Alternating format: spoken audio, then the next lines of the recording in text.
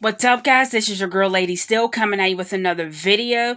So this is Bengals Hate Week Part 2. And in this video, I'm going to address some of the points that Dashi made in his video. So Dashi says the reason why the Bengals are going to beat the Steelers is because the Bengals O-line did not allow a sack in the Titans game.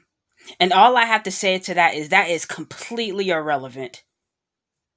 You not allowing a sack against the Titans does not negate the fact that everybody else has sacked you. It does not negate the fact that Joe Burrow is one of the most sacked QBs in the league. You can't reference one game as a reason why you're going to beat a top tier defense. And also, the Steelers' defense is better than the Titans' defense.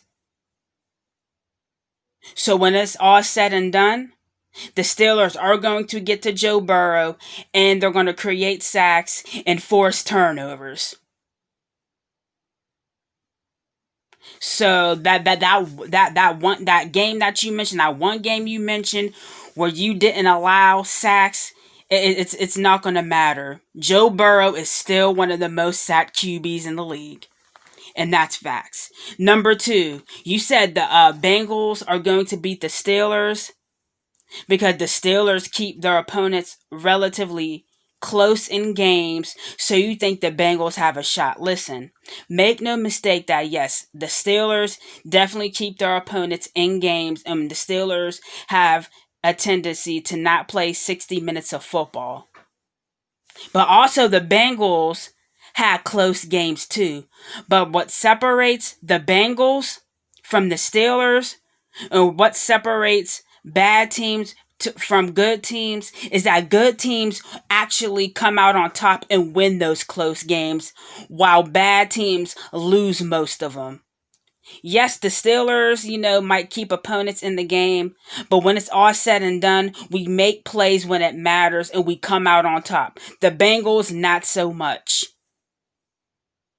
The Bengals are not clutch when it comes to those close games, and that's why their record is the way it is, and that's why you guys are losing. Because you're not finding ways to win.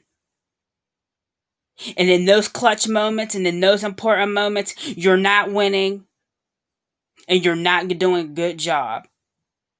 So regardless of how we play, we have a winning type of attitude and a winning culture that we win those close games. We are a winning team. And despite what happens at this game, we're going to find a way to win to improve the 9-0.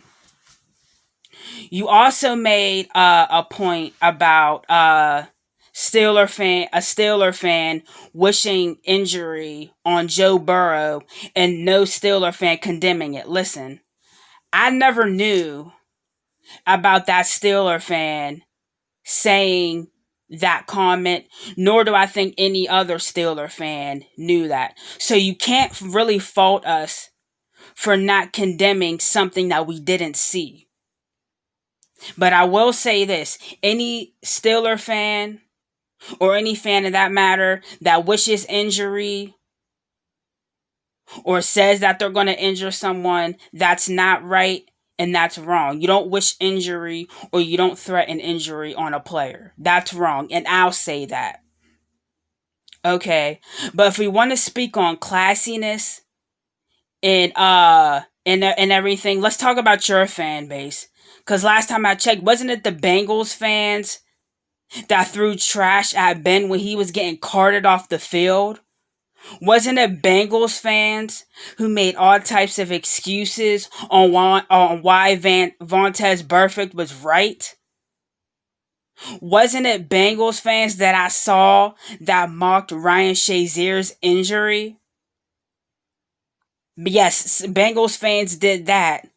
So we really can't, throw stones at glass houses. Bengals fans did crappy shit too. Okay. So we're not going to play that.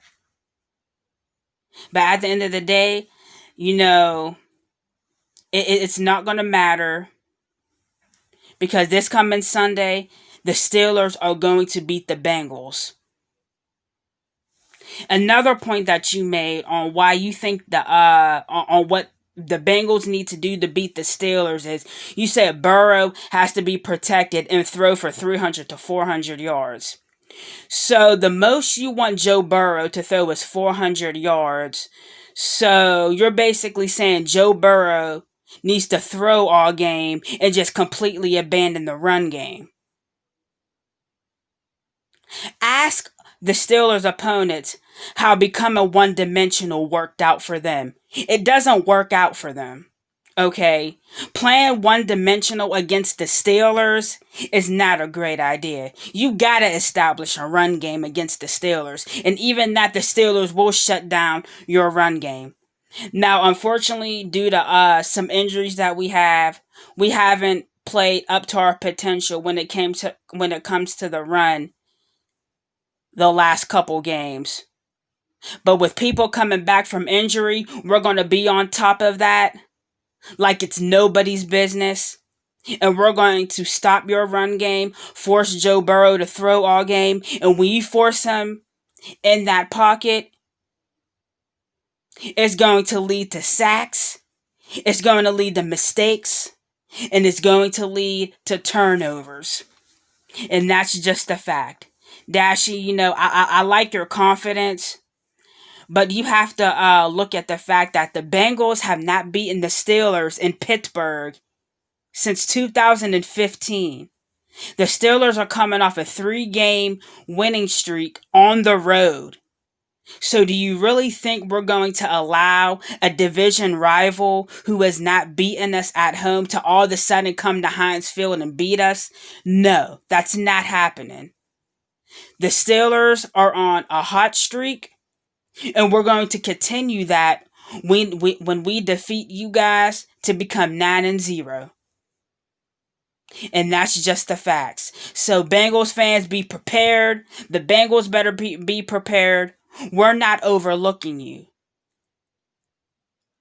I believe the Steelers played against the Cowboys the way they did was because the Steelers, I admit, overlooked the Cowboys just like the Titans overlooked the Bengals. But guess what? The Steelers are not overlooking the Bengals, and we're not going to make that mistake. We're going to play you guys how we should. We're going to play you guys rough. We're going to play you guys tough. And we're going to come out with that W. And that's just the facts. We're going to show the Bengals who the real team is and who the real winners are. But anyway, this is your girl, Lady Still. I'm out. Go Steelers. Peace.